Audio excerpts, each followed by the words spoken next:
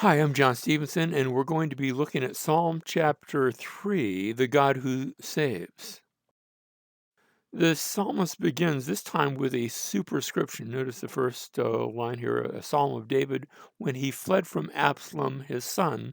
Now, oftentimes when I was younger, and even in my Bible right now, when I read that Bible, the print there for that first section is a little smaller. And when I was younger, I used to think maybe that was just something added by the translators or by the editors of that particular Bible. That's not the case.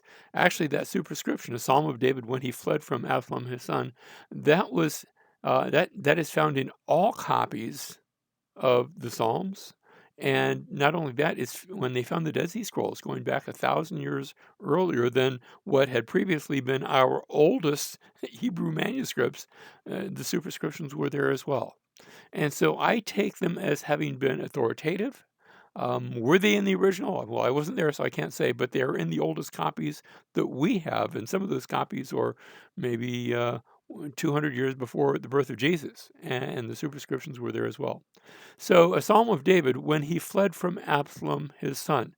Now, we saw how Psalm 2 actually was ascribed to David, not in the psalm itself, but in the New Testament. Um, but here is the first time we see a superscription in the actual Psalms, which means chapter Psalm 1 and Psalm 2 did not have superscriptions. We can perhaps think of those as introductions to the entire collection of the Psalms. And perhaps here we have the book of Psalms beginning in, after the introductory Psalms. Now we begin sort of, excuse the pun, but with a vengeance. And so the psalm begins reminding us of a time when David was on the run. Remember that story in 2 Samuel about his son Absalom had incited a rebellion against him. And David actually, with all those who were loyal to him, had to pack up and leave Jerusalem and go as a fugitive to actually leave the land of Canaan, to leave the land of Israel. Um, and so the psalm begins, "O Lord, how my adversaries have increased." Now, one of the adversaries was his own son, but my adversaries have increased, and many are rising up against me. And notice the repetition of many. Verse 2, many are saying of my soul, there is no deliverance for him in God. And then we have that interesting phrase, Selah. But notice we have the judgment of the many. The many are mentioned twice. These adversaries are they're increased. There are many of them. They're saying, "Well, David, he's just a has been. There's no salvation." Notice the word deliverance, salvation is the same word there. Um, but notice that word Selah. Now we're going to see it a lot. We're going to see it 3 times here in this psalm, and we're going to see it a lot in other psalms. So we ought to pause. Again, excuse the pun. And look at this Hebrew word. Here's the Hebrew, but that if you can't read Hebrew, it's just the same word Selah.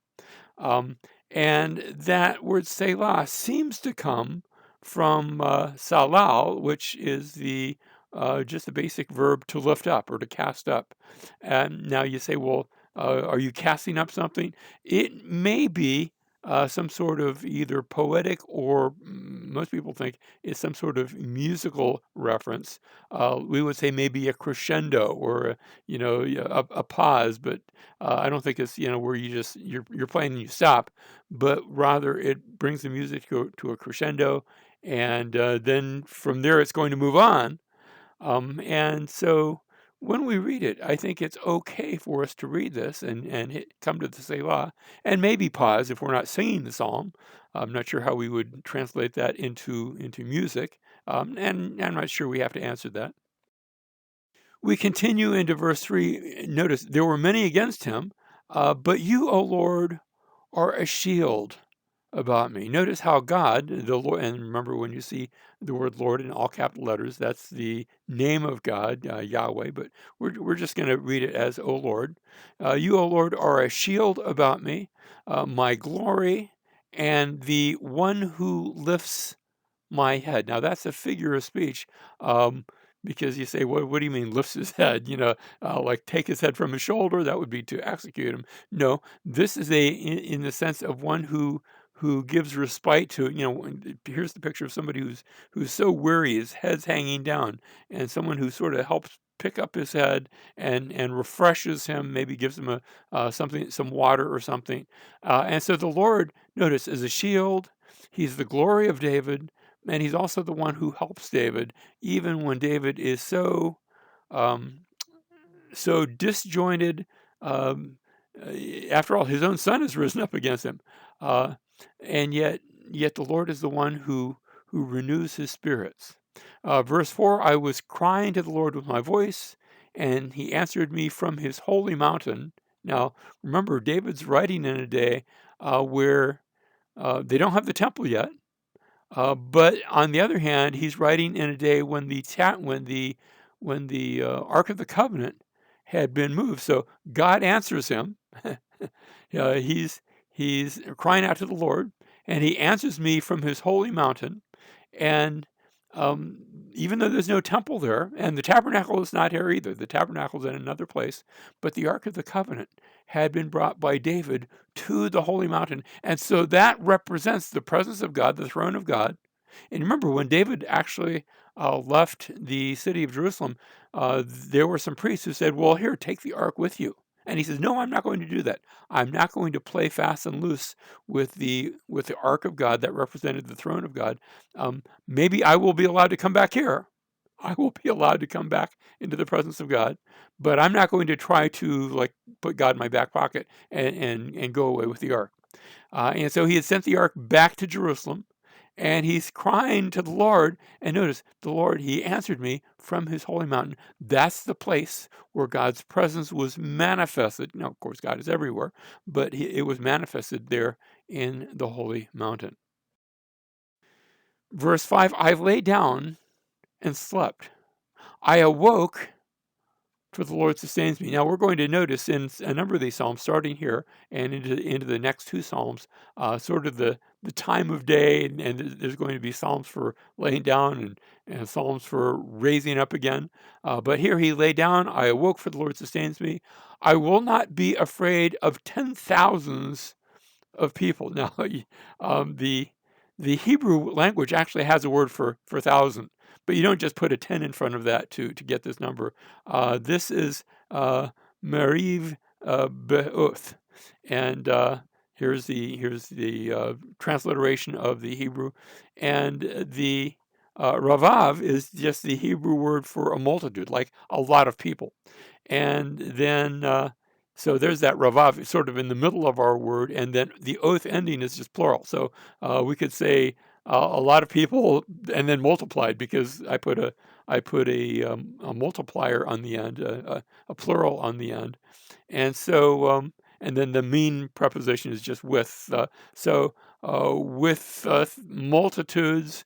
A couple of different translations have been suggested. The New English translation says just the multitude. I would have probably, if I went that route, I would have put an S on the end of the word, just in favor of what happens. So the multitudes, or the New Jerusalem Bible says thousands, and that works too.